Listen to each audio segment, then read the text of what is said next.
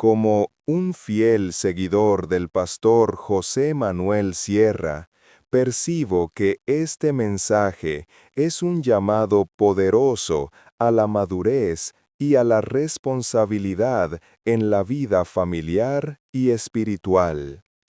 El pastor Sierra enfatiza que la familia es el fundamento de la fe, donde los padres, especialmente el padre, deben asumir el rol de liderazgo espiritual, instruyendo a sus hijos en la palabra de Dios y con el ejemplo diario. La Iglesia puede apoyar, pero la responsabilidad principal recae sobre los padres. Un punto clave del mensaje es la advertencia sobre las consecuencias de la falta de disciplina y enseñanza en el hogar. Los niños que no son guiados ni corregidos desde pequeños fácilmente caerán en el error, y los padres deberán rendir cuentas a Dios por ello. El pastor Sierra subraya que la educación espiritual no se limita a la iglesia, sino que debe comenzar en casa, donde los hijos aprenden a orar, a temer al Señor y a recibir principios morales firmes. Asimismo, el pastor señala que el ambiente, la genética y la familia influyen mucho en la vida de una persona, pero solo una verdadera transformación en Cristo Jesús puede romper cadenas y dar una vida nueva. El mensaje concluye con un llamado ferviente: hacer de la familia una luz para Cristo en medio de una sociedad en tinieblas, mediante la disciplina, la fidelidad y el amor. Es un recordatorio contundente de que si fracasamos en el hogar, cualquier otro éxito pierde su valor. Queremos dar la bienvenida a todos los hermanos en esta tarde, especialmente a los que nos visitan por primera vez, que me consta que en esta tarde hay personas que nos están visitando aquí en el culto por primera vez, hermanos que vienen de diferentes lugares. A todos la más cordial bienvenida, que el Señor les bendiga muy ricamente. Gracias por estar con nosotros. Y para nosotros es un privilegio el poder alabar, el poder adorar juntos a nuestro Dios. ¿Cuántos dicen amén? Gracias a Dios. Quiero recordarles a todos los hermanos que el primer domingo del mes de marzo, el primer domingo del mes que viene, Dios mediante, tendremos en el Puerto de la Cruz bautismos. Hay una serie de hermanos que han decidido poner en práctica este mandamiento que está muy claro en la palabra del Señor. Así es que quiero invitarles desde ahora a que estén con nosotros el primer domingo del mes de marzo, que creo que cae en domingo día 5. Por la mañana tendremos el culto a las 11, como siempre. Luego procederemos a los bautismos y luego, por supuesto, a la tarde tendremos culto aquí en la iglesia, ¿de acuerdo? Entonces, ténganlo presente. El próximo domingo, día 5 de marzo, por la mañana, Dios mediante. Si hubiera por casualidad todavía algún hermano o alguien entre nosotros que se quiere bautizar, pues te hablas conmigo, ¿vale? Te hablas conmigo y yo te digo si te veo que estás ya preparado para dar este paso o todavía tienes que esperar un poquito. En los tiempos de la Biblia la gente se bautizaba prácticamente el mismo día que se convertían. No hay ejemplos en la Biblia de personas que se convertían y después a los años o a los meses se bautizaban. Pero hoy en día las cosas han cambiado mucho y queremos esperar a veces entre una persona que dice que se ha convertido, entre una persona que dice que se ha entregado su vida al Señor, y a veces una genuina conversión, hay un abismo. Entonces queremos ser muy serios en esto, y cuando yo te digo que te veo preparado para bautizarte, es que te veo preparado, si no, no te lo diría. Entonces, si hay, ya digo, alguna persona en la congregación que todavía no ha manifestado su deseo de ser bautizado, pues te hablas conmigo. Y todavía de aquí a ese día aún hay tiempo para hablar y sentarnos y ver el motivo que te impulsa a ser bautizado o lo que sea, ¿de acuerdo? Quiero dar las gracias a la iglesia, a todos los hermanos que han estado orando por nosotros. Saben que yo he estado en Israel, estuve una primera semana con un grupo de hermanos que ya han dado algunos testimonios aquí en la iglesia. El día jueves Marcos estuvo aquí y algunos hermanos dieron testimonio. Nosotros lo veíamos en la casa del hermano Adolfo y Paula, allí en Tel Aviv, y lo veíamos en una televisión enorme que el hermano tiene allí en el salón de su casa. Y bueno, también tuve la oportunidad de, no sé qué tal se veía, yo a ustedes los veía muy flacos, no sé si era cuestión de la cámara, los veía muy flacos, muy estirados, muy delgados, y yo dije, ¿cómo han adelgazado las ovejas en esta semana, no? Y bueno, miraba así, digo, es que era todos, es que no era uno solo, sino les veía a todos muy delgados, una pinta, una planta espectacular, pero ahora vengo y no es para tanto, ¿no? Y gracias a todos los hermanos que han estado orando por nosotros. Después yo me quedé, el grupo vino el domingo, y después yo me quedé unos días allí con los hermanos, y siempre hay experiencias y siempre hay cosas nuevas que ocurren.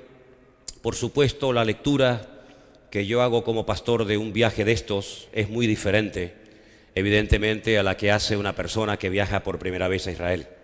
Yo no viajo en calidad de, permítame la expresión, como turista. Tampoco los hermanos fueron como turistas, pero quiero decir esto, que las personas que van por primera vez son muy impactados por todo, porque es otro mundo. No hay punto de comparación Israel con España o con el país del cual tú procedes. Es un país, el idioma, la cultura, los olores, los sabores, las costumbres son completamente diferentes a las que estamos acostumbrados nosotros a movernos. Y es muy impactante sobre todo para las personas que van por primera vez, llegar a un país donde todo es novedad, donde todo es nuevo, donde todo lo que ven les impresiona enormemente. Bueno, en mi caso es diferente, ¿no? Yo ya he ido muchísimas veces, ya he perdido la cuenta, dejé de contar hace mucho tiempo mis viajes a Israel. Este año en principio me quedan como mínimo 2 o 3 viajes más. Así es que la lectura que yo hago de una visita a Israel es diferente. Es una lectura desde otro punto de vista. Soy pastor y conozco muchas veces el trasfondo, lo que hay detrás de algo que pueda impresionar, como el famoso Cótel o el Muro de las Lamentaciones, o la vida de los religiosos, de los rabinos, danzando y cantando. Sí quiero destacar de una forma especial, y eso es algo que sí me gustaría ver con el paso del tiempo, por lo menos aquí en nuestra congregación, y es ver la responsabilidad y la seriedad de los jóvenes en ese país. Se madura muy pronto, no hay lugar para tonterías. A los 18 años todos tienen que ir al servicio militar, y no es un ejército para ir de vacaciones o para conocer gente, sino es un ejército tremendamente preparado, con unas exigencias tremendas, preparados para entrar en combate en cualquier momento. Criaturas con 18, 19, 20 años tienen que estar ahí, los chicos 3 años de su vida y las mujeres 2 años. Maduran muy pronto, toman responsabilidades muy pronto. Cuando salen del servicio militar, se toman un tiempo de descanso, en algunos casos unos meses, en algunos casos un año, depende del poder adquisitivo de cada uno de ellos. Después retoman otra vez sus estudios, y mientras estudian tienen que trabajar. Es decir, que la vida de un joven en Israel no es una vida de playa y de paseo y de papá y mamá, llévame aquí, llévame allá y dame, ¿no? Sino que es una vida de mucha responsabilidad, de mucha madurez, de mucho compromiso, y eso es lo que a mí me gustaría ver sinceramente en la juventud, por lo menos de la iglesia, ya que en la calle eso se ha perdido. Sí me gustaría ver en la iglesia a los jóvenes que asumen responsabilidades. Jóvenes ya con 18, 19, 20 años que todavía no saben ni lo que hacer con su vida, con el excesivo tiempo libre que tienen, no saben si trabajar, si estudiar, si quedarse, si marcharse. Yo pienso que ese nivel de madurez y de responsabilidad tiene que ser algo notorio en nuestros hogares, ¿no? No puede ser que un joven, una chica ya con 20 y tantos, casi 30 años de edad, todavía tenga que depender de sus padres, de lo que le dé mamá, de lo que le dé papá. Yo creo que tenemos que madurar en ese aspecto, ¿no? Entonces es algo que yo quisiera compartir con ustedes, ¿no? Creo que muchas veces cometemos un gravísimo error. Este mes es el mes de la familia, y una de las cosas que diré a lo largo de este tiempo es que muchas veces cometemos el error he oído a veces, yo no quiero darle a mis hijos, o no quiero que ellos sufran lo que yo sufrí. Pero nos olvidamos de que hoy en día somos lo que somos gracias a las carencias y a las dificultades y a las luchas que tuvimos, ¿verdad? Entonces, en la vida las cosas tienen un valor, hay que valorarlas, hay que trabajarlas. Y eso es algo que a mí me ha llamado mucho la atención de los jóvenes en Israel. No son chiquillajes, no son niñatos que se asustan que se amedran ante cualquier situación. Son personas que están incluso dispuestos a morir por su país, ¿verdad? Personas que se pegan 2 o 3 años en operaciones, en maniobras, y ni siquiera pueden comunicarse con sus familiares, en fin, por motivos obvios, ¿no? Y eso siempre me ha llamado mucho la atención. También, lógicamente, en la convivencia, en el roce, en el vivir un día y otro día, pues uno va descubriendo cosas, ¿no? Descubriendo cosas que a veces aquí en la congregación pues es muy difícil que surjan y que se manifiesten, ¿verdad? Y a mí como pastor me ha servido también mucho, porque este viaje lo han hecho conmigo personas que son de nuestra iglesia, salvo esta jovencita, esta chica Sara, que al fin y al cabo fue la primera iglesia en la que se congregó, la nuestra, pero que ahora vive en Las Palmas. Pues también me he dado cuenta, ¿no? A veces de cosas que están ahí, que no surgen, pero que a veces son carencias y son cosas que nos hacen ver que todavía tenemos aspectos y áreas de nuestra vida en las que tenemos que madurar. Y creo que todo en la vida tiene un propósito, y a veces el Señor nos mueve de un lugar a otro, nos enseña otras culturas, otras comidas, otra forma de ser, para que maduremos. La madurez no viene por el tiempo, hermanos. He conocido personas que tienen muchos años, cronológicamente hablando, pero no tiene nada que ver con su madurez en el Señor. Samuel era mucho más maduro y estaba mucho más sensible a oír la voz de Dios que el mismísimo Elí, que era el sacerdote de su época. Dice que ni siquiera se tomaba el tiempo para corregir a sus hijos, que estaban causando un testimonio terrible y eran una verdadera piedra de tropiezo a todo el pueblo de Israel. Lo mismo le pasó a Samuel, lo mismo le pasó al mismísimo rey David, ¿verdad? Entonces, muchas veces la madurez no tiene nada que ver con que tenga 14 años, o 30, o 40, o 50, ¿no? Yo creo que es una decisión que tenemos que tomar, y creo que todos debemos de tomar esa decisión. Yo quiero ser un cristiano maduro. Yo quiero ser una persona que asume responsabilidades. Yo quiero ser una persona que aguanta, como hemos leído esta tarde, pues el ser corregido, el ser discipulado, el ser disciplinado, porque dice la palabra de Dios, y no lo digo yo, que a todo aquel que el Señor toma por hijo, a todo aquel que ama, lo disciplina. Es verdad, dice la misma Escritura, si han prestado atención, que ninguna disciplina al tiempo presente parece ser causa de gozo, sino de tristeza, pero después da fruto apacible. Entonces creo que el Señor, una de las cosas que hace muchas veces en nuestra vida para que podamos madurar y no sigamos toda la vida cumpliendo un año más y un año más, pero no creciendo y madurando en el Señor, es disciplinarnos, es ponernos a veces bajo circunstancias que se escapan de nuestro control, para que el que tenga el control sea Él y no nosotros. A veces aquí, entre la casa, la iglesia, los estudios, nuestra vida cotidiana, parece como que tenemos todo muy bien organizado, muy bien controlado, pero si algo he aprendido a lo largo de mi vida, y cada vez lo veo más claro, es que el único que tiene que tener el control de nuestra vida es el Señor. Incluso a veces los cristianos queremos tener todo controlado, el trabajo, la casa, los estudios, el viaje, las vacaciones. Hermanos, nuestra agenda, quien la tiene que llenar, si es que la quiere llenar, es el Señor. Y por eso estos viajes sirven también para darnos cuenta del nivel que tiene cada uno de madurez, ¿verdad? La madurez no es venir simplemente a los cultos y asistir y gloria a Dios, aleluya, y todo el mundo muy contento, sino que la madurez a veces implica, pues eso, ¿no? El aceptar ciertas y determinadas normas, reglas, cambios, etcétera, y ahí es donde verdaderamente sale el verdadero yo. En tu casa muchas veces, pues bueno, no te puede moldear el Señor, porque a veces el ambiente no es el idóneo, pero yo creo que si algo quiere hacer el Señor en la vida de todos y cada uno de nosotros, es moldearnos, es perfeccionarnos, es podarnos, es quitar de nuestra vida las malcriadeces, quitar de nuestra vida las carencias que muchas veces han sido un impedimento para que seamos verdaderos cristianos como Dios manda. Y nos hemos convertido, nos hemos, adaptado a dame.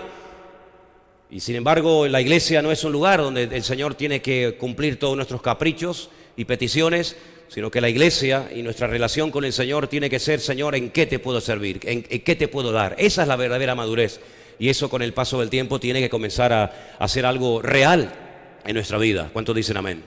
Así que, por supuesto, la lectura que yo hago de un viaje a Israel es muy diferente. Y finalmente, antes de dar paso a que los niños se vayan a sus clases y todo eso, decirles que yo, cada vez que voy a Israel, vengo más seguro de mi conversión.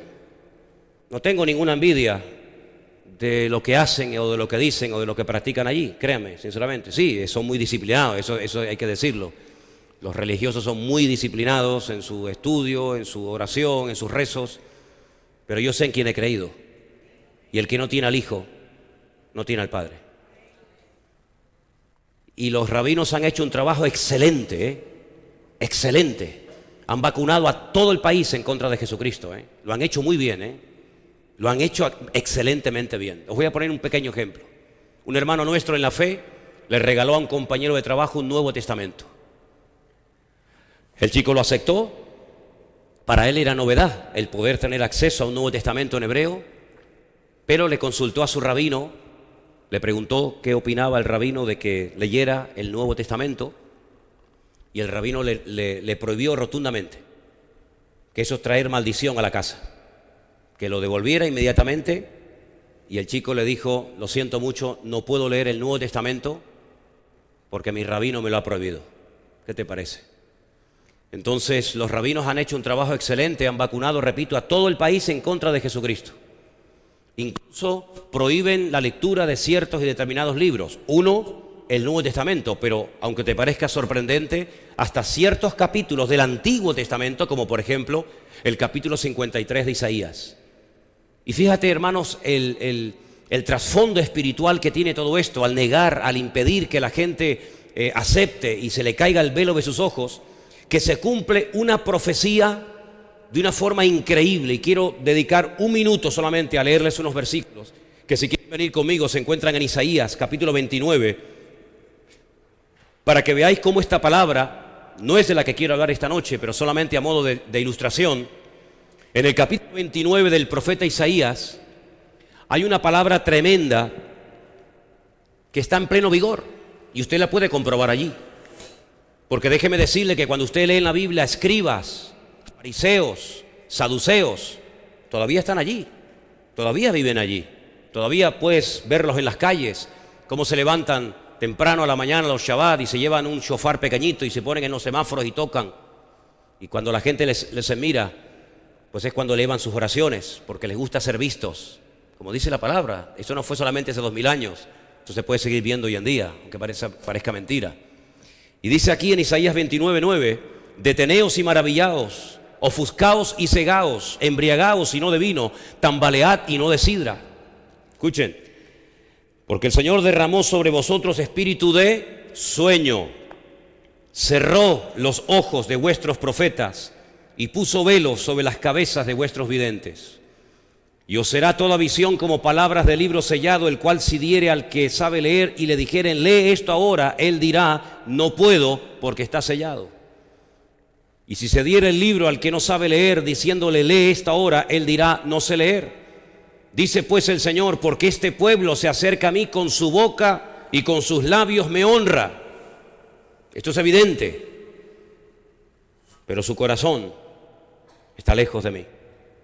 Y su temor de mí no es más que un mandamiento de hombres que les ha sido enseñado. ¿Qué te parece, amigo? ¿Qué te parece? Por tanto, he aquí que nuevamente excitaré yo la admiración de este pueblo con un prodigio grande y espantoso, porque perecerá la sabiduría de sus sabios y se desvanecerá la inteligencia de sus entendidos.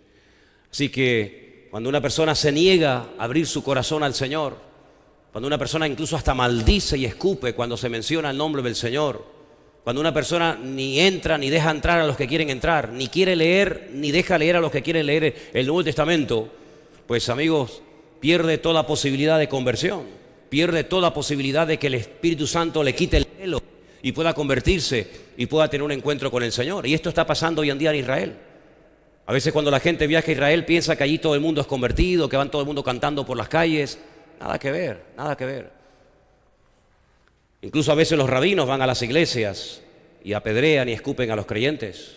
¿Qué les parece? Y hacen todo lo habido y por haber para impedir que el evangelio crezca y avance, pero todo se les vuelve en su contra, porque el Señor está haciendo una obra maravillosa, aunque el hombre no quiere que se haga, y es que mucha gente se está interesando por el evangelio y mucha gente está asistiendo a veces a escondidas a ciertas y determinadas congregaciones y están experimentando el amor y la presencia de Cristo en sus vidas. Hay un barrio en Jerusalén que se llama el barrio de Mea Sharim, el barrio de las 100 puertas. Es un barrio ultra ortodoxo donde viven todos los ultra ortodoxos de la religión judía. Y paseando por esa calle, un joven nos paró. Al oír que hablábamos en español, nos paró y nos comenzó a preguntar cosas de dónde éramos, etc. Nos preguntó si éramos cristianos, pero qué tipo de cristianos éramos. Y bueno, para no alargar el testimonio, fuimos a su coche. Me dijo, ven a mi coche. Y dentro de su coche, con las ventanillas cerradas, en pleno barrio ultra ortodoxo judío, me pone la música de Marcos Witt, de Marcos Barrientos, de Jesús Adrián Romero, y le digo, pero ¿cómo conoces tú todo esto? Mis mejores amigos cuando yo me voy a España son pastores evangélicos, y yo he ido a cultos, y me encanta. Bueno, después me puso también música de La Pantoja y todo esto, ¿no? Pero por si la conocía, digo, sí, algo conocemos. Pero realmente un enamorado del Señor, y el Señor está haciendo una obra que a veces nuestros ojos no ven. Quiero decirles que en la Biblia una vez un gran varón de Dios se sintió solo, como probablemente tú, hermano y hermana, te has sentido en más de una ocasión solo, diciéndole incluso al Señor, quítame la vida, ya no aguanto más, me siento solo. Sin embargo, la divina respuesta le dijo, hay 7.000 personas que no han doblado su rodilla ante Baal. Eso quiere decir que ese sentimiento de soledad a veces el Señor permite que lo experimentes, pero en medio de esa soledad la voz del Señor siempre te dice, yo estoy contigo, aunque tu padre y tu madre te abandonen, yo nunca te abandonaré. Así que oremos por ese pueblo. Somos nosotros los que tenemos que comunicarle algo a ellos. Somos nosotros los que tenemos que provocarle a ellos a celos. A mí no me provocan a ningún celo, al contrario, me da una pena tremenda de ver a personas que se pegan 8, 10, 12 horas diarias orando y leyendo la Biblia, pero que cuando le mencionan la palabra a Jesucristo, Yeshua HaMashiach, no quieren saber absolutamente nada, ¿verdad? Porque piensan que fue un loco. Sin embargo, después la historia del pueblo de Israel está plagada de falsos mesías, en los cuales depositaron su fe y su confianza y los elevaron creyendo que eran el verdadero Mesías, y fue la peor desilusión que se han llevado, y los desastres fueron terribles. Uno de los mesías que ellos levantaron creyendo que era el verdadero se llamó Bar Kokhba, el hijo de la estrella, en una pésima interpretación de un texto bíblico donde Jacob decía que levantaría una estrella, ¿verdad?, de Jacob, alguien que brillaría y marcaría una diferencia. El famoso Rabí Akiva comenzó a predicar y comenzó a enseñar a la gente que Bar Kokhba era el verdadero Mesías. Se produjo una rebelión, una guerra, el Imperio Romano dijo basta, y a un promedio de 500, 600 crucifixiones diarias arrasó con la idea de que Bar Kokhba era el Mesías. Cogieron al Rabí Akiva, que lo había levantado a lo alto, con tenazas al rojo vivo le arrancaron la piel. Después con cepillos de púas le arrancaron el resto de la piel que le quedaba en su cuerpo, y la carne se la dieron a comer a los perros en las calles. Araron el templo de Jerusalén, lo destruyeron, cambiaron el nombre de la ciudad de Jerusalén a Elia Capitolina. Levantaron un templo a Júpiter, donde hoy en día van miles de personas al lugar donde creen que el Señor Jesucristo murió y fue crucificado, y al país le cambió el nombre de Israel por Palestina o Filistea, tierra de filisteos. ¿Qué te parece? Pero había profecías, había promesas, hay un pacto que Dios ha hecho con ese pueblo, con esa gente. Y dice la Biblia que si su pecado, su rebelión fue la riqueza del mundo, hasta el punto que el haber rechazado ellos al Mesías hizo que millones y millones de personas no judías en todas partes del mundo hasta el día de hoy se sigan entregando y confesando que Cristo es el camino, la verdad y la vida, y que nadie salva más que el Señor Jesucristo. Dice, ¿cuánto más será su plena restauración? Dice, así que no se ensoberbezcan, porque no son las ramas las que alimentan al árbol o la raíz, sino es la raíz la que alimenta a las ramas, ¿verdad? Y el Señor dice que es poderoso para que en cuanto se arrepientan y en cuanto reconozcan y en cuanto se humillen, volver a injertar en el olivo verdadero, Romanos 11, las ramas verdaderas, y entonces todo Israel será salvo. No hay ninguna promesa para ninguna nación de tal magnitud, ninguna. No hay naciones en el mundo que enteras se convertirán, salvo una, Israel. Todo Israel será salvo, desde el más grande hasta el más pequeño. Dice, y verán al que traspasaron y harán lamentación por él. Y estarán meses y meses por las ciudades de Judea, Samaria y Galilea, llorando, porque reconocerán que aquel que rechazaron y crucificaron era el verdadero Mesías. Aleluya. Y hermanos, nunca créame, sé que esto lo habéis oído miles de veces. Nunca en mi vida he tenido la sensación de que estamos más cerca de su venida que nunca. Llevo más de 35 años predicando el Evangelio. No he hecho otra vida, no he hecho otra cosa en los últimos 35 años de mi vida o más que predicar y predicar y predicar la palabra. He dado docenas de estudios sobre profecía, sobre escatología, sobre Daniel, sobre Apocalipsis, pero créame la sensación que tengo en este momento acerca de lo pronto, de lo rápido que se puede así disparar todo, acerca de la segunda venida y los acontecimientos finales. Créame que es algo tremendo. Israel tiene un protocolo de guerra llamado el protocolo Sansón. Irán ha amenazado a Israel recientemente diciendo, y es verdad, que en 8 minutos puede destruir todo el país. Con el armamento que en este momento suministrado por Rusia tiene Irán, en 8 minutos puede destruir a todo Israel, de punta a punta, de este a oeste y de norte a sur. Hezbollah es un grupo terrorista terrible, uno de los más poderosos con los cuales se ha tenido que enfrentar jamás Israel. Tiene más de 120.000 misiles, no me confundió de cifra, apuntando en este momento hacia las mayores ciudades de Israel, incluida lógicamente Tel Aviv, donde viven nuestros queridos hermanos. Estando nosotros en Israel, no nos enteramos, yo me enteré por una foto que me mandó Elena, desde la península del Sinaí. ISIS, el Daesh, lanzó 5 misiles contra la ciudad de Eilat, abajo donde termina Israel, allí en el Mar Rojo.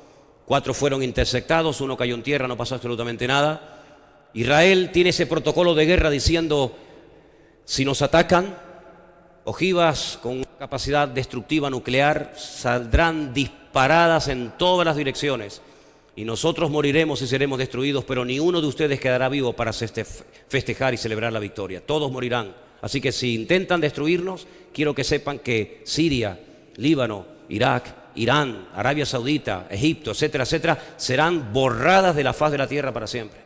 ¿Qué te parece, amigo?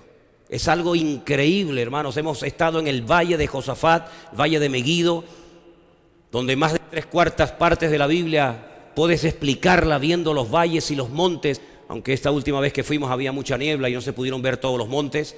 Pero queridos hermanos, en ese gran valle donde dice la Biblia que el Señor convocará a todas las naciones de la tierra y allí entrará en juicio con ellas. Dice que habrá una matanza de tal calibre, de tal magnitud, que la sangre llegará hasta los frenos de los caballos. ¿Qué te parece? 200 millones de personas armadas hasta los dientes pelearán contra Israel y llegarán hasta el monte de los olivos y allí el Señor tendrá que intervenir. Porque si el Señor no viene en esta última gran batalla que se va a llevar a cabo, sí o sí, Israel será destruido.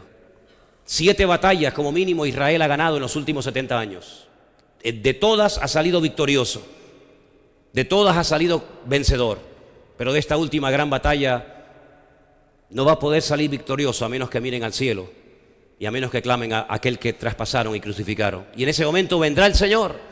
Y dice Zacarías capítulo 14, y en aquel día pondrá él los pies sobre el monte de los olivos y se partirá ese monte y será un gran valle. Y allí el Señor vendrá y todo ojo le verá y toda rodilla se doblará y toda lengua confesará que Cristo es el Señor, para la gloria de Dios Padre. Y todo eso que hemos leído durante años y años, de generación en generación, se ha estado traspasando estos datos, este conocimiento, esta información a los creyentes. Está próximo a ver su cumplimiento, hermanos. Así que no perdáis más el tiempo, por favor, queridos hermanos. Lo que tenga que hacer, hágalo pronto. Decídase ya de una vez. No esté, permítame la expresión del tingo al tango. Aquí, allá, me quedo, me voy, oro, no. Hermano, decídase ya de una vez. Sería una tragedia que después de haber estado años usted saltando de iglesia en iglesia y escuchando cientos o miles de predicaciones, al final te quedes y pierdas lo más grandioso, que era el haberte ido con el Señor por haber sido simplemente un religioso de tantos y tantos que hoy en día están llenas las congregaciones. El Señor viene a buscar un pueblo sin mancha y sin arruga. Basta ya de tonterías, basta ya de perder el tiempo, basta ya de estar gastando nuestra energía, nuestra juventud y nuestros recursos en cosas vanas. Basta ya de enfadarnos y de molestarnos por cualquier amonestación que nos hagan aquí o en cualquier otra congregación. Basta ya de estar siempre pendiente de que me llame, me escriba, me visite. Hermano, hay que madurar.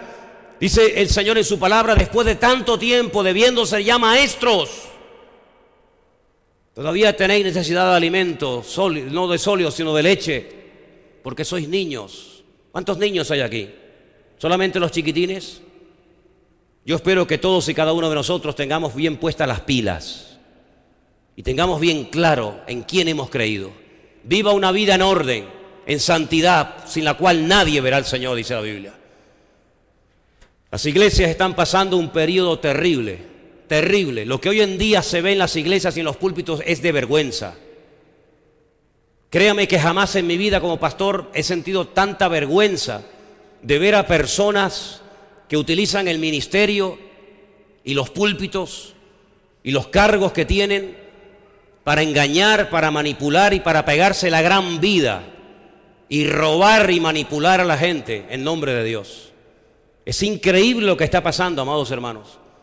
Y es tiempo de que nosotros nos levantemos en pie de guerra y digamos, basta, basta, se acabó. Vamos otra vez a la fuente, hermano, vamos a la palabra de Dios. Ella es la base y el fundamento de nuestra vida. Y la única manera en estos últimos tiempos, en esta recta final, de no caer, es poniendo nuestros ojos y nuestra confianza solamente en el Señor Jesucristo. Y si está pasando por luchas y dificultades, le recuerdo lo que dice uno de los hermosos salmos de la Biblia. Desde la angustia invoqué al Eterno y Él me respondió. ¿Cuántos dicen amén? Así que esta no es la predicación, esta no es la palabra que iba a compartir. Esto es simplemente un breve testimonio. Oramos un momentito y ya los niños pueden pasar a las clases, ¿les parece? Señor, te damos gracias en esta tarde por tu presencia. Hemos venido para aprovechar el tiempo en este lugar. Hemos venido para que tú nos hables y que podamos decir, así dice el Señor. Señor, anula la voz del hombre y que solamente sea la voz de Dios, la palabra de Dios la que hable, la que ministre, la que toque, la que corte toda atadura, mentira o engaño de la carne. Y podamos salir en esta tarde, Señor, decidiendo hoy a vivir y a servir a mi Señor con todo mi corazón y con todas mis fuerzas. Bendice esta palabra que hoy vamos a compartir, Señor. Y también ahí a los niños que van a estar en sus clases, bendíceles también y ministrales a ellos conforme a su necesidad. Te lo pedimos en esta tarde en el bendito nombre de Jesús. Amén y amén. Pueden pasar los niños, por favor, a sus clases. Nosotros nos quedamos aquí.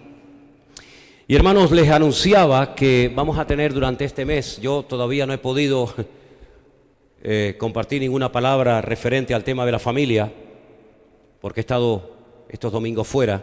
Seguramente tendremos que meternos también en el mes de marzo y hablar acerca del tema de la familia, porque el Señor en su palabra nos da muchas instrucciones para que nuestras familias sean familias bendecidas. Y no sean familias llenas de problemas, de divisiones, de divorcios, de separaciones, de peleas, de cosas que no traen honra y gloria al Señor. Lo más hermoso que tendrás en esta vida, después de tu salvación, debería ser tu familia. Pero lamentablemente, como pastor tengo que decirles que muchas veces nos hemos encontrado a gente en nuestro ministerio que proceden de familias que si eso se llama familia, y muchas veces las carencias que se experimentaron en la familia después se manifiestan en las congregaciones. Una de las cosas que yo observo es que cuando hay una ausencia de la figura paterna en una casa, se nota muchísimo. Incluso hay personas que tienen muchos problemas a la hora de relacionarse con Dios y tratarlo como padre, porque la figura de padre que tuvieron fue prácticamente inexistente, nula o simplemente no la tuvieron. Y cuando hablo de padres ausentes, no me refiero al hecho de que se fue con otra mujer y abandonó a la mujer y a los hijos. No solamente a eso, aunque puede ser. Cuando hablo de padres ausentes, no me refiero única y exclusivamente a un papá que les abandonó o que murió, sino a veces me refiero también a padres ausentes, pero que viven en ese techo, en esa casa, que comen en la misma mesa, pero es como si no estuviera. Y no hay nada peor que un padre que no cumple su función como padre, delante de su familia y por supuesto delante de Dios. Es un señor que entra y sale, pero que no es cabeza, no tiene nada espiritual que aportar a sus hijos y a su familia.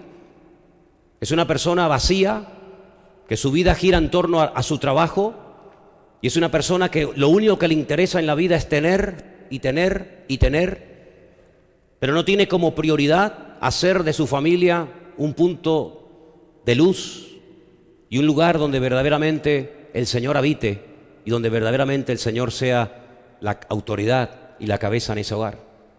Cuando llamamos a Dios Padre nuestro que estás en los cielos, si tu figura paterna fue mala, probablemente la imagen que tienes de Dios como Padre también sea una imagen distorsionada o no de acorde a lo que dice la Escritura.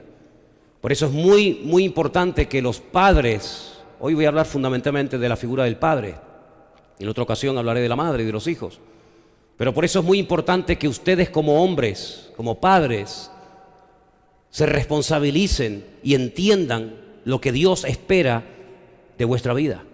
No solamente de cara al trabajo, de cara a lo laboral o material, sino de cara a vuestra vida familiar. Un padre ausente es un padre que no puede transmitir un buen ejemplo a sus hijos. Y los principios y los valores no se aprenden en la iglesia. La iglesia refuerza. Ahora los niños se han ido a sus clases, llamamos de escuela dominical. Pero la iglesia no tiene la responsabilidad de educar a sus hijos. La responsabilidad de educar y de llevar por los caminos del Señor a sus hijos, quien la tiene es usted. No son nuestros hijos, son sus hijos. No es nuestra responsabilidad. Nosotros colaboramos con los padres para que esos niños en la iglesia tengan, digamos, como una especie de refuerzo. Pero a veces nos encontramos con niños que no saben orar y tienen que aprender en la escuela dominical a orar, cuando quien debería haberles enseñado a orar a sus hijos es su padre y su madre en casa. Y a veces nos encontramos con niños que comentan casos como que en la casa a la hora de la comida no se ora, no hay textos bíblicos, no hay palabra de Dios en la casa, no hay fotografías o póster de la palabra de Dios en casa. Y esos principios que muchas veces exigimos a nuestros hijos como disciplina, puntualidad, respeto, espiritualidad, etcétera, donde tienen verdaderamente que aprenderlos y recibirlos es en el hogar. Si nuestros hijos no reciben en casa unos principios morales y espirituales, olvídense en estos tiempos más que nunca que los van a aprender en la calle y mucho menos en el colegio. Ya este año va a salir los juguetes unisex. Ya se están vendiendo muñecas que ya son hombre y mujer según lo que el niño o la niña quiera hacer. Ya en muchos colegios ya no hace falta poner baño de niño o baño de niños, sino que ya son baños donde va el que quiera. Y hoy en día ya hay leyes en más de 17 comunidades autónomas en este país llamado España, donde si usted lleva al psicólogo o trata o disciplina a su hijo o a su hija por un problema sexual o por un problema de una distorsión en cuanto a su identidad sexual, su hijo puede denunciarlo y usted puede terminar con sus huesos en la cárcel. ¿Qué le parece? Muchos de los que enseñan en los colegios son homosexuales o lesbianas. Y estas aberraciones, estos pecados terribles, que se ve como normal y natural en nuestra sociedad, es lo que nuestros hijos cada día ven, escuchan, oyen y ven en televisión, en el colegio, en las calles y en todas partes. ¿Dónde van a aprender nuestros hijos que no hay matrimonios entre hombres o entre mujeres, sino que el matrimonio es entre un hombre y una mujer, entre papá y mamá? ¿Dónde van a aprender a orar? ¿Dónde van a aprender a respetar? ¿Dónde van a aprender a amar a Dios? ¿Dónde? ¿En la iglesia una vez a la semana? ¿Media hora? No podemos delegar esa responsabilidad en personas que tienen a tu hijo o a tu hija media hora a la semana y durante toda la semana, ¿qué? Por eso la ausencia de enseñanza, la ausencia de la falta de enseñanza en cuanto a principios, en cuanto a disciplina en el hogar, se paga muy, pero que muy caro. Muchos de los grandes delincuentes, una de las cosas que dicen es que en su casa no tuvieron nunca disciplina, sino que se les daba todo cuanto pedían, incluso cuando el niño venía con algo que le había quitado a un compañero o algo que había robado en una tienda, en un supermercado, el papá y la mamá como que le aplaudían la gracia al nene, en vez de obligarle a devolver lo que había robado y pedir perdón. ¿Qué te parece? Y ese niño que empezó robando un caramelo y después un juguete y después un libro y después una zapatilla, al final puede ser que terminara robando después un banco, porque el pecado va en aumento y somos los padres padres y madres, los que tenemos delante de Dios la responsabilidad de educar y de disciplinar a nuestros hijos. Pero para colmo, muchos de los que después se convierten de grande y de mayor, proceden de hogares rotos, proceden de hogares donde la droga, el alcohol, la pornografía y tantas perversiones eran lo más normal del mundo. Y en cuanto a la disciplina, ni les cuento. La palabra disciplina parece que a algunos les pone los pelos de punta. Sin embargo, quiero llevarles al libro de Proverbios para que ustedes vean simplemente unos pocos versículos que he escogido. Hay miles, solamente unos poquitos, para que ustedes se den cuenta de lo importante que es la enseñanza, la disciplina, la instrucción en la vida de los más pequeños. Proverbios 1:8 dice así: oye, hijo mío, la instrucción de tu padre. Tienen que oírla, no imaginársela. La instrucción del padre, óyela. Y no menosprecies la dirección de tu madre. ¿Se dan cuenta? Los dos trabajando en equipo. No es que papá dice no y mamá por atrás dice sí, no pasa nada. O no es que la mamá dice no hagas eso y papá dice hazlo, no pasa nada. Sino que son un equipo.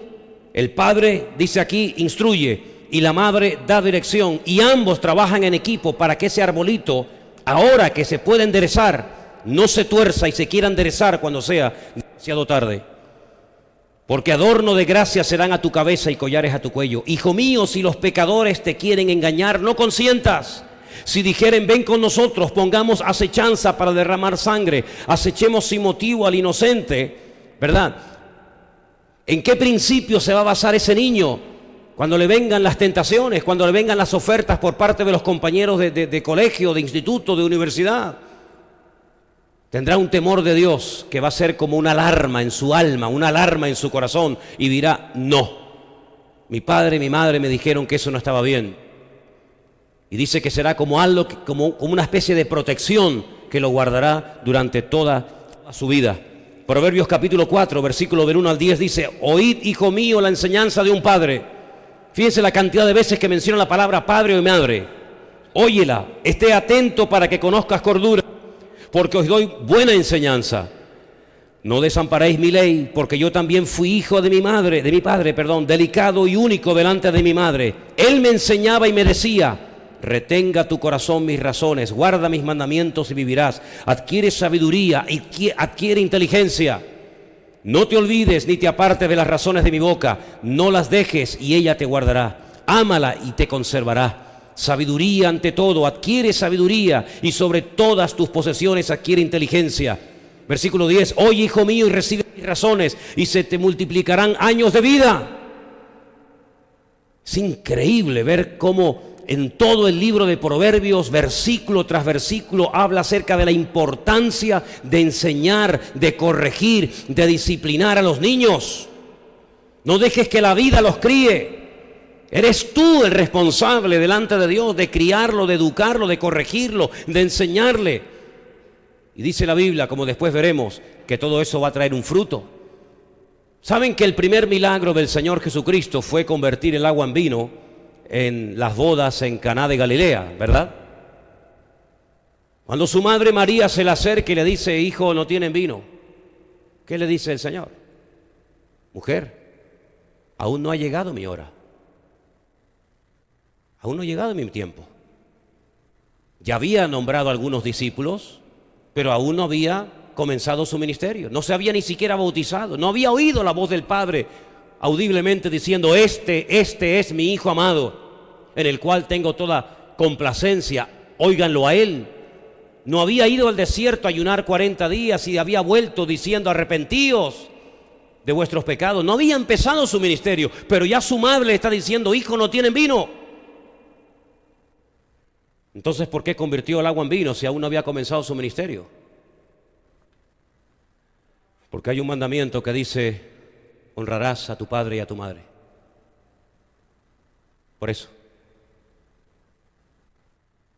Y por honrar al padre y a la madre, dijo: no es mi momento, pero si mi madre ha visto una necesidad, vamos a suplirla, porque yo sé cómo suplirla. Ella no sabe, por eso me lo ha dicho a mí que lo haga, y yo la voy a suplir. ¿Te das cuenta? Un hombre de 30 años, No era un chiquilín de 14, 15, 18, 20 años. Era un hombre hecho y derecho de 30 años. 30 años. Todavía no he empezado mi ministerio, madre. Todavía no he empezado. No ha llegado mi hora. Pero hay que actuar en consecuencia. Y actúo en consecuencia. ¿Qué te parece? Así que esos principios, no esperes que solamente los oigan y los aprendan en la escuela dominical, sino tú como padre y como madre tienes que dedicarle tiempo para responder a sus dudas que las tienen, sus preguntas que las tienen, y ayudarle en sus tentaciones que las tienen, y en tantos y tantos ataques que reciben diariamente, aunque tú no te enteres ni del nodo. ¿Te das cuenta? Seguimos en Proverbios, capítulo 6, verso 20. Dice la palabra de Dios: guarda, hijo mío, el mandamiento de tu padre. Pero si no se lo enseñas, ¿cómo lo va a guardar? Pero tienes que guardarlo porque ya lo sabes. No dejes la enseñanza de tu madre. Átalo siempre en tu corazón, enlázalos a tu cuello. Te guiarán cuando andes, cuando duermas te guardarán. Hablarán contigo cuando te despiertes, porque el mandamiento es lámpara y la enseñanza es luz y camino de vida. Las represiones que te instruyen, para que te guarden de la mala mujer, de la blandura de la lengua de la mujer extraña. No codicies su hermosura en tu corazón, ni ella te prenda con sus ojos. Fíjate lo que se le enseñaba a estos niños de pequeño. Cuidado, porque ahora eres un niño, ahora te tienta el juguete del niño, ahora te tienta el juguetito de tu amigo, pero el día de mañana te tentarán otras cosas, como por ejemplo fijarte y dejarte arrastrar por la mujer ajena, la mujer extraña, que te puede prender con su hermosura, con su salamería. Y los padres enseñaban a los hijos: cuidado, cuidado, hijo, no sea que seas como cordero llevado al matadero, ¿verdad? Estas enseñanzas las recibían en casa. Fíjate qué nivel de enseñanza.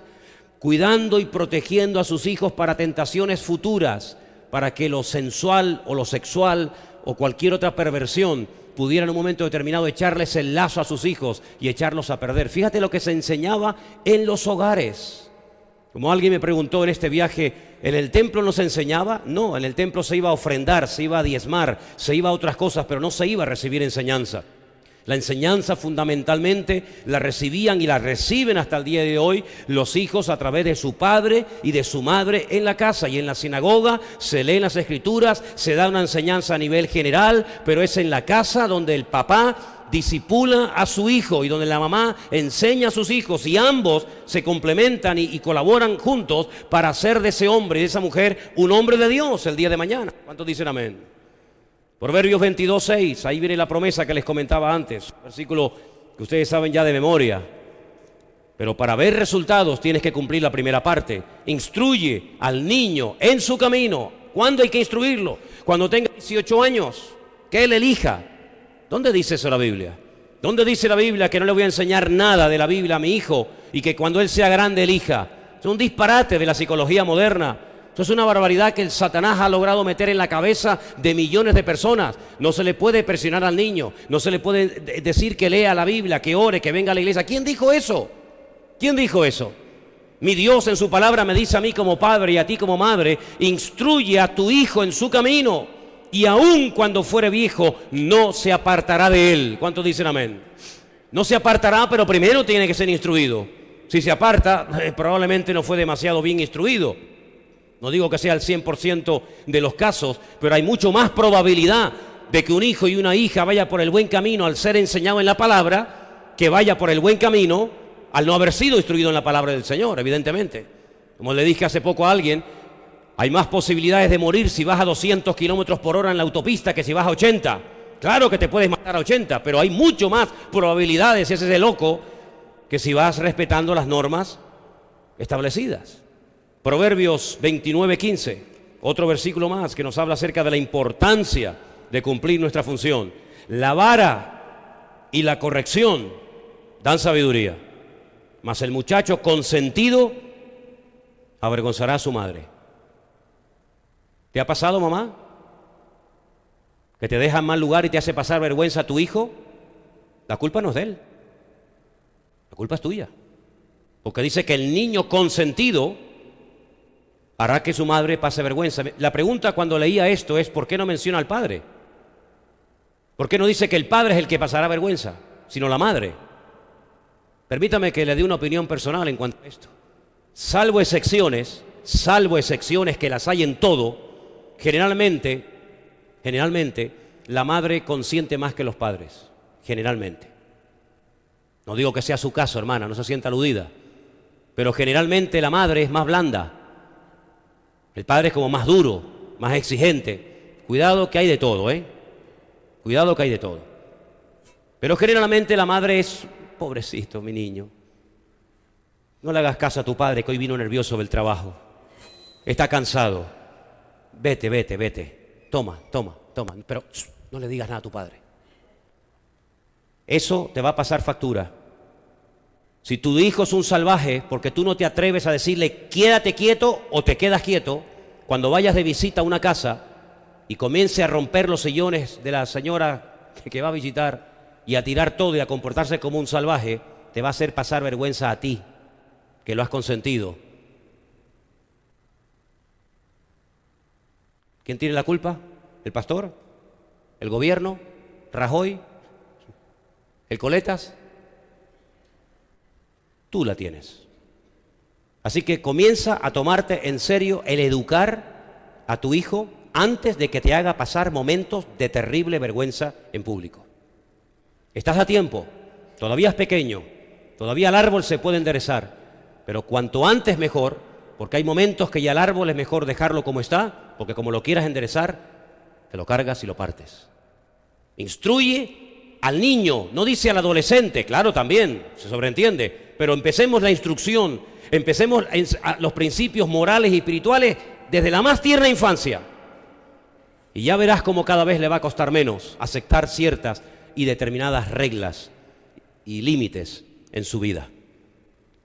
La lectura que se leía esta tarde, si quieren volvamos a ella, en Hebreos capítulo 12, nos habla acerca de la disciplina. La palabra discípulo viene de disciplina. Un discípulo es una persona que está bajo la disciplina de un maestro. A veces como que la palabra disciplina nos pone en guardia porque tiene como una especie de connotación mala o negativa. No, nada que ver. No. Un futbolista está bajo la disciplina de ese club. Y el club que le paga pone las condiciones. Y si no rinde, lo traspasan el año que viene. Chao, adiós, muy buenas. Una persona que va a un colegio está bajo la disciplina, bajo la tutela de esos educadores o enseñantes. Nosotros, ¿bajo quién estamos? ¿Quién es el que nos disciplina? ¿Quién es el que nos disipula? ¿Quién es el que nos cubre? ¿Quién es el que le pone, como yo digo, el cascabel al gato? A veces tu padre no se atrevió a decirte lo que tenía que haberte dicho. Y a veces tu madre tampoco se atrevió. Y a veces algunos creyentes, algunas ovejas han tenido la desgracia de caer en ministerios que no tenían ninguna autoridad moral ni espiritual para corregirte a ti, porque a lo mejor ellos estaban igual o peor que tú. Porque yo digo que para hablar y corregir a una persona, el primero que tiene que predicarse el mensaje es el que lo está dando, evidentemente. La Biblia dice que nadie puede ser pastor, nadie ni siquiera puede ser diácono en una congregación si no sabe tener a sus hijos en obediencia mientras estén bajo su techo, mientras estén bajo su cobertura. Dice que el que no sabe gobernar su casa, ¿cómo pretende gobernar la casa de Dios? ¿Cuántos pastores hoy en día están predicando después de haberse casado, separado, divorciado 2 y 3 veces? ¿Qué autoridad tiene ese personaje de decirle a una congregación, de hablar de moral, de hablar de unidad familiar, de hablar de matrimonio, de orden y de obediencia, cuando usted, que dice que es el pastor de la iglesia, ya lleva 2 o 3 matrimonios y sus hijos son un auténtico desastre? ¿Qué credibilidad tiene esa persona? ¿Las palabras? ¿El título que tiene? Ninguna, bíblicamente ninguna. Ahora no nos extraña que cuando Samuel estaba a punto de morir, un gran hombre de Dios, dicho sea de paso, con todo mi respeto lo digo, los ancianos de Israel llegaran y le dijeran: Samuel, por favor, no nos pongas a ninguno de tus hijos como responsables espirituales del país cuando tú mueras, porque la conducta de tus hijos es terrible. Es tremendo, porque él cuando era niño fue criado por el sacerdote Elí, que también tuvo el mismo problema. Sus hijos eran los sacerdotes de la época, pero eran un desastre. Y luego él, parece mentira, reproduce en su vida familiar aquel gran defecto y pecado que vio cuando era niño en la casa del sacerdote Elí. Y por eso se pasó de ese tiempo de jueces a un tiempo de monarquía, que también fue otro fracaso. Pero ¿os dais cuenta, queridos hermanos? Si en su pasado, en su hogar, en su familia, usted ha tenido malos ejemplos, un modelo pésimo de padre o de madre o de familia, pídele al Señor que por favor no vuelvas tú a reproducir lo mismo que viste y en lo que fuiste enseñado y preparado de pequeño, sino procura decir: no quiero en mi casa que el alcohol, que la pornografía, que las palabrotas, que el robo, que la mentira, el engaño, el genio, el mal humor, etcétera, etcétera, se conviertan en algo normal en mi vida, sino que nuestra vida y nuestro hogar sea un punto de referencia y un punto de luz. Si usted fracasa en su casa, usted ha fracasado en todo. Usted puede ser un gran predicador, un gran cantante, un gran guitarrista, un gran pianista y lo que usted quiera, pero si su vida no acredita y avala su ministerio, lo mejor que pueda hacer para el bien suyo propio, el de los suyos y el de los demás, es bajarse de ese púlpito y esperar un tiempo hasta que usted pueda ser un botón de muestra de lo que usted le pide a los demás que sean. ¿Cuántos dicen amén? ¿No tuviste papá?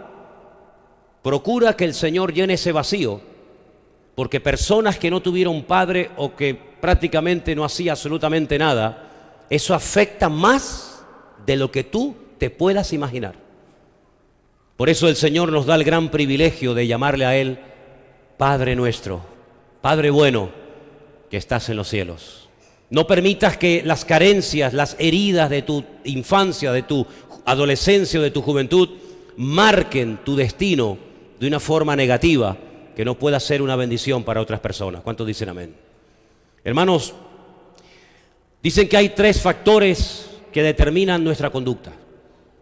3 factores que son fundamentales para llegar a ser lo que somos hoy. Una es la genética.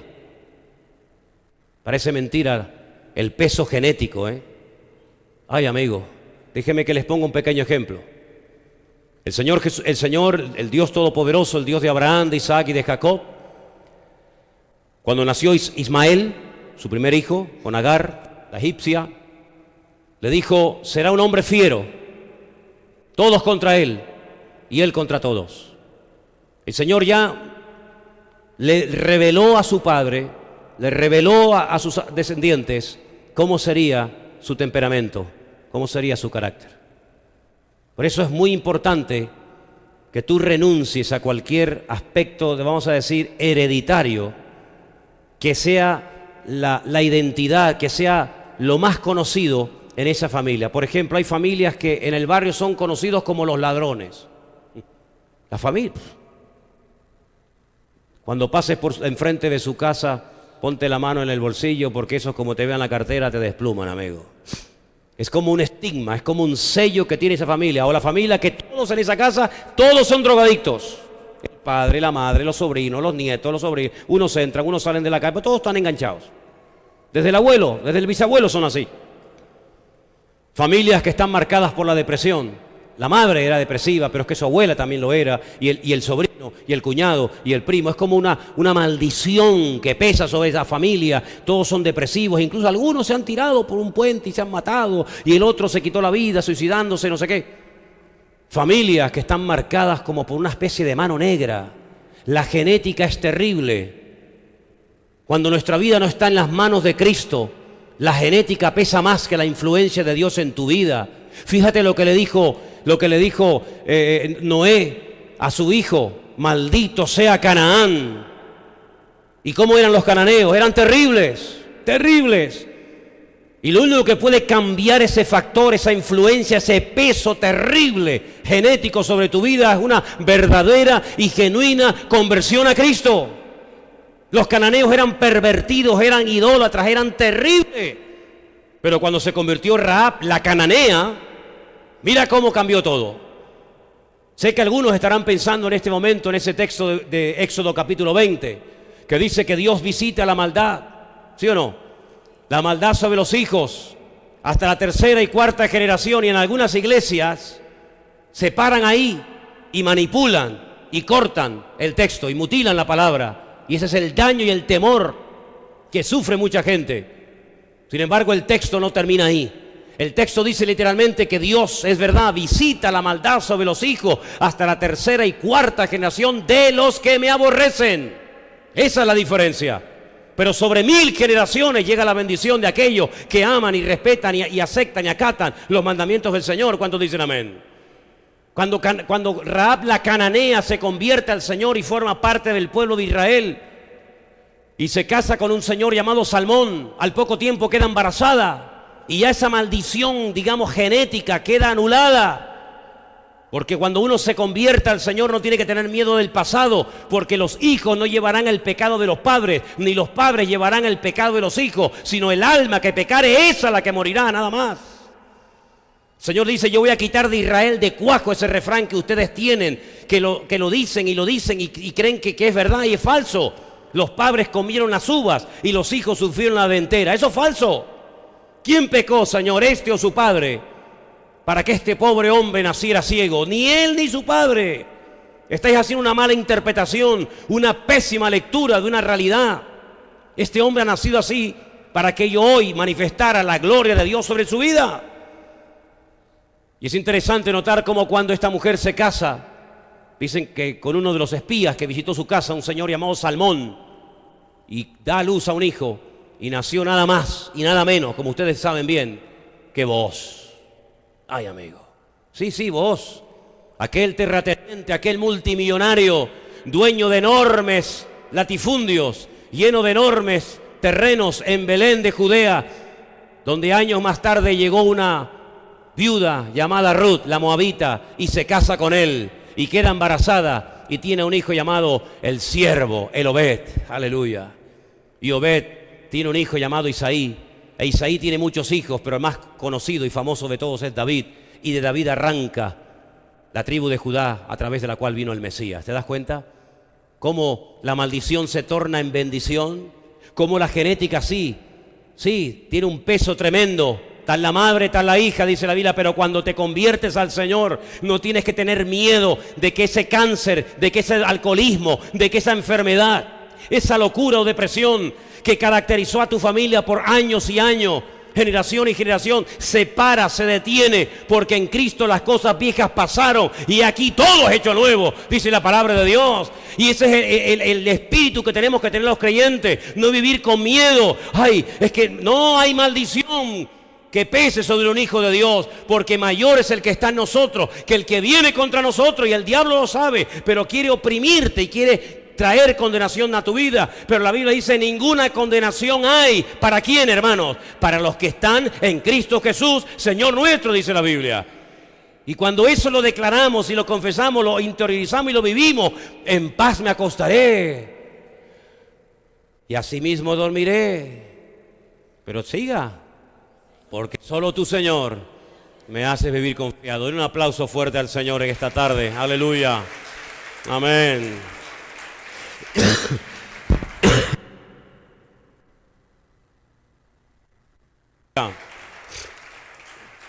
La genética tiene un peso tremendo, pero también el ambiente familiar en el que te has criado.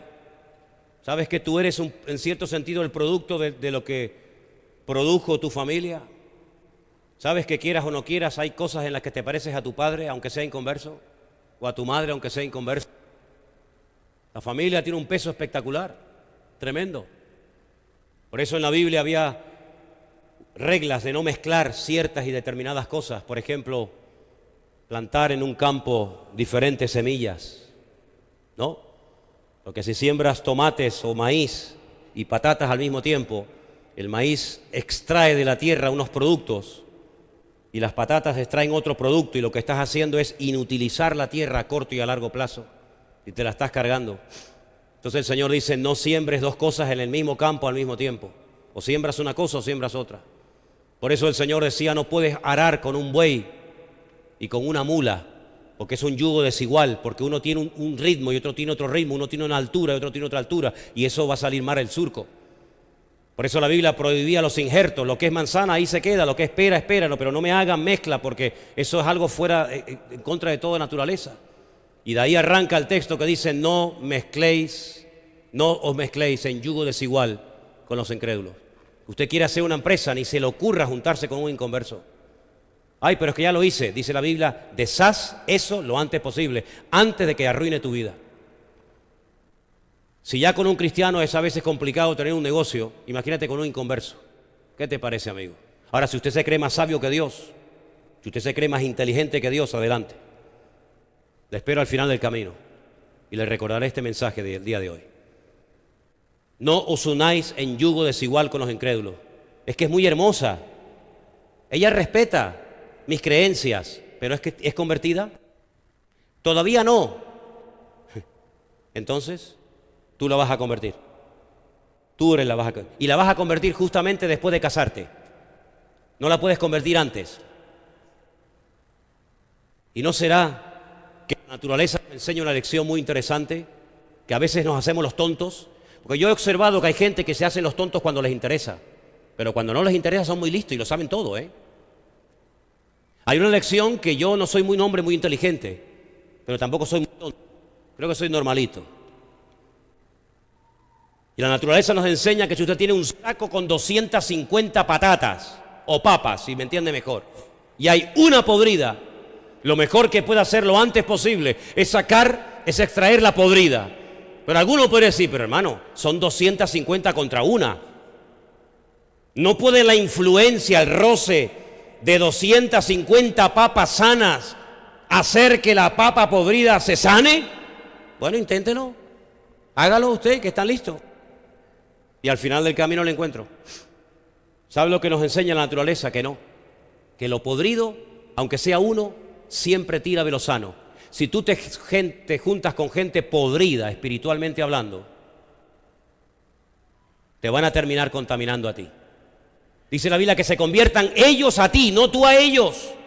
El Señor le dijo al pueblo más consagrado y el pueblo más cerca del Señor, el que más milagros vio y el que más vio la gloria del Señor: no os juntéis en yugo desigual con esas naciones, porque ellas os convertirán a vosotros y terminaréis adorando a sus dioses y terminaréis aborreciendo mi palabra. Y aunque en ese momento sonara como un disparate, al final el Señor tenía la razón.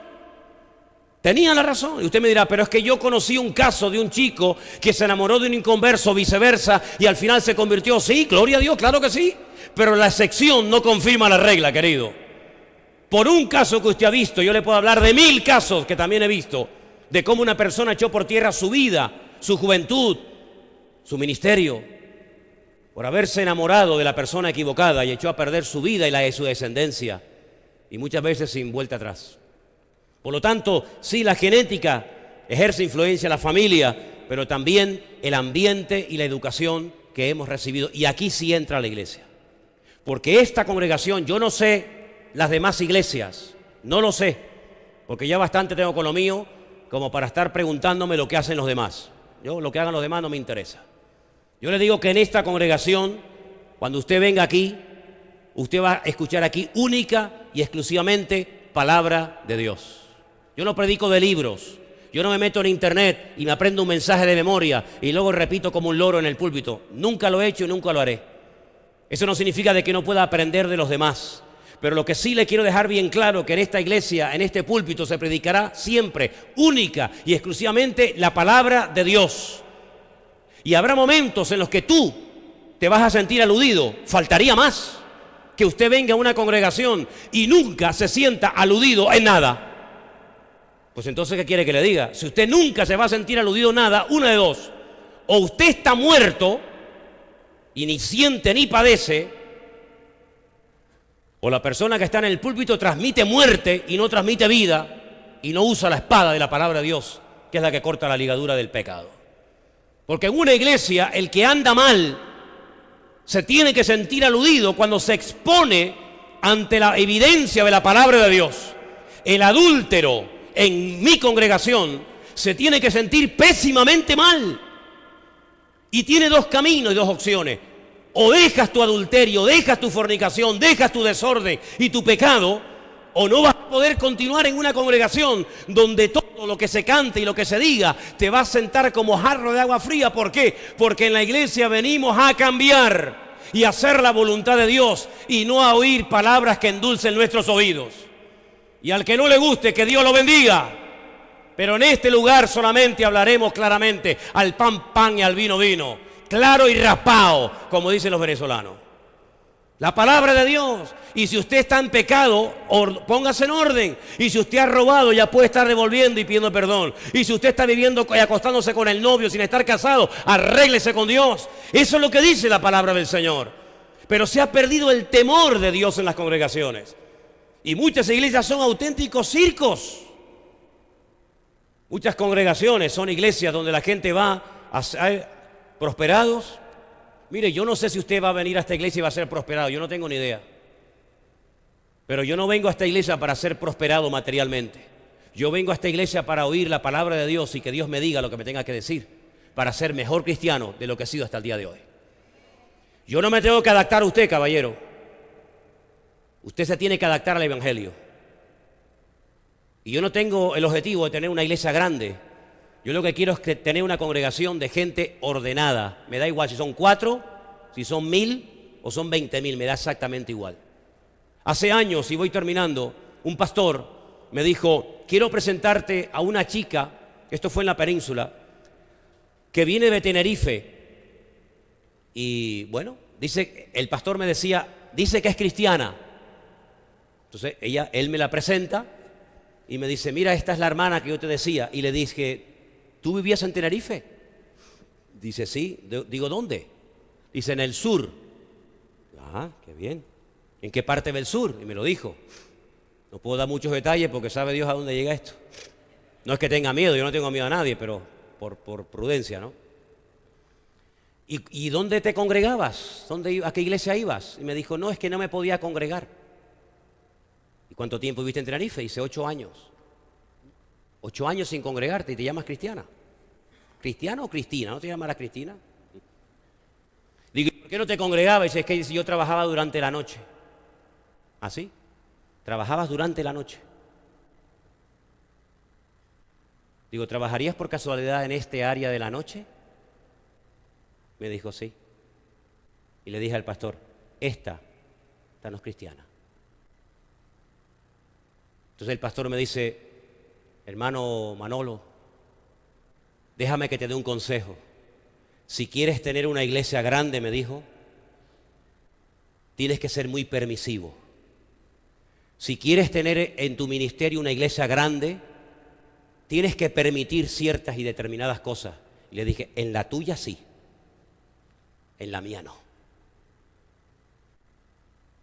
Porque mi objetivo en la vida no es tener una iglesia grande, sino una iglesia donde more la santidad y el temor de Dios. Y me da igual predicarle a uno que a 20.000. Pero nunca, jamás en esta congregación vendrá usted a escuchar una palabra que pase por encima de su cabeza. Qué bonito, qué simpático este hombre, qué chistes cuenta, oye, qué bien lo hemos pasado, qué ambiente más sano, qué bueno, oye, puedo traer al que yo quiera y sé que este hombre no va a ofender a nadie. No, a mí usted me va a amar con toda su alma o no me va a poder ver ni en pintura. Yo soy para muchos como el chicle, ni me tragan ni me escupen, pero me da exactamente igual. Yo estoy aquí para predicarle a usted la palabra del Señor. Y quiero decirle que nuestra familia es el botón de muestra a este mundo enfermo de orden, de disciplina, de honestidad, de respeto, de temor a Dios. Así que comencemos a trabajar fuertemente en la vida de nuestros hijos. Reúnase con sus pequeñitos. Si aún los tiene, claro, yo ya reunirme con mis hijas ya va a ser complicado, pero reúnase usted con los pequeñitos y dice, no, vamos a leer la Biblia, vamos a orar, vamos a repetir un versículo de memoria. Si tiene papá y mamá el privilegio de llevar todavía, yo he hecho mucho de menos eso. Pero si usted todavía tiene el privilegio de poder llevar a sus hijos a la escuela por la mañana, vaya por el camino, como dice la Biblia, al acostarte y a levantarte en el camino, cuando entres y cuando salga, vaya hablándoles la palabra del Señor. Dile, repite conmigo, el Señor es mi pastor, nada me faltará. Y vaya leyendo la Biblia, vaya orando por Él, vaya bendiciéndolo en el camino. Y cuando sea grande y usted ya no esté en su vida, ese niño, esa niña tendrá una base y un fundamento y recordará toda su vida que tal vez su padre no fue un hombre muy inteligente, no le dio una gran carrera, pero le dio lo más valioso en esta vida, que es la bendita palabra de nuestro Dios. ¿Cuántos dicen amén? Cierra tus ojos, por favor. Vamos a orar a Dios. Vamos a pedir en esta tarde que como padres y madres cumplamos con nuestra función, que como padres y como madres instruyamos a nuestros hijos en los caminos del Señor y podamos con su ayuda y con su bendición ser instrumentos a través de los cuales mis hijos puedan llegar a conocer a mi Dios y a su bendita palabra. Hermanos, ser padre y madre no es fácil, y más en estos tiempos, ¿sabe? No es fácil. Pero una de las cosas que tenemos que tener bien claro es que papá y mamá trabajan como uno solo. Serán Ejad Basar, una sola carne. Una sola carne, papá y mamá, una sola carne, al unísono. Y si nosotros le pedimos al Señor sabiduría, el Señor nos la va a dar. Pidámosle esta tarde al Señor, mientras sus hijos están allí en la escuela dominical: Señor, dame como padre, como madre, danos sabiduría, Señor. Dame sabiduría para educar a mi hijo, a mi hija, enseñarle, inculcarle el temor de Dios, tu palabra, que yo pueda, Señor, en todo momento y en todo lugar, yo pueda verdaderamente ser una persona que le está enseñando principios espirituales a mis hijos, a través de los cuales ellos puedan crecer y madurar y sobre todo conocerte a ti, Señor. Y que nunca, jamás en tu vida cometas el error de olvidarte que tu mayor prioridad no es mañana ir a trabajar y cumplir aquella palabra que diste, sino tu prioridad número uno en la vida es atender espiritualmente a tu familia. Y si tú no lo haces, nadie lo hará. La escuela dominical será un complemento, será un refuerzo, pero sobre todas las cosas es en la casa donde se enseña la palabra.